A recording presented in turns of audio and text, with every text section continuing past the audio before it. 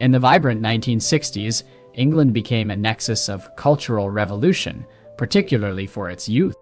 The baby boomers, bold and independent, sought to define their own identities, unlike any generation before them. Two iconic groups emerged, the mods and the rockers. These subcultures clashed with leather-clad rockers opposing the stylish mods. Media reports of their 1964 confrontations ignited a moral panic, painting British youth as violent and unruly. Rockers, inspired by Marlon Brando's look in The Wild One, embraced motorcycles, black leather jackets, and a pompadour hairstyle. They grooved to 1950s rock and roll, idolizing Eddie Cochran, Gene Vincent, Bo Diddley, and British stars like Billy Fury and Johnny Kidd. Mods, on the other hand, were all about fashion and music, often riding scooters. Their sharp suits and love for genres like modern jazz, soul, Motown, ska, and British blues defined their identity. They admired bands like the Yardbirds, the Small Faces, and The Who. Fueled by rebellion and rock music, mods and rockers frequently clashed, impacting England significantly.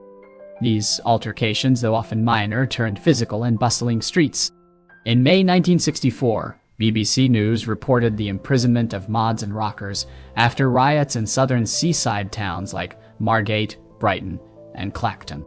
The conflicts, starting in Clacton and Hastings during Easter, intensified during the Whitsun weekend, especially in Brighton, where rockers were attacked by mods despite police intervention. Order was restored with hefty fines, as a judge labeled those arrested as sawdust Caesars. Media depicted these clashes as catastrophic, calling the youth vermin and louts.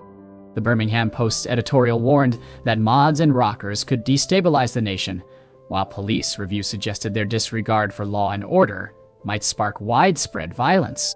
Sociologist Stanley Cohen's term, moral panic, emerged from his study of these conflicts. His 1972 work, Folk Devils and Moral Panics, revealed how media sensationalism exaggerated the mod subculture's delinquency. Cohen argued these fights were no worse than typical youth scuffles at seaside resorts or football games. He criticized the media for portraying mods as knife-wielding threats, leading to unjust hostility and punitive measures, and for sensationalizing accidents like a youth's drowning to fuel panic.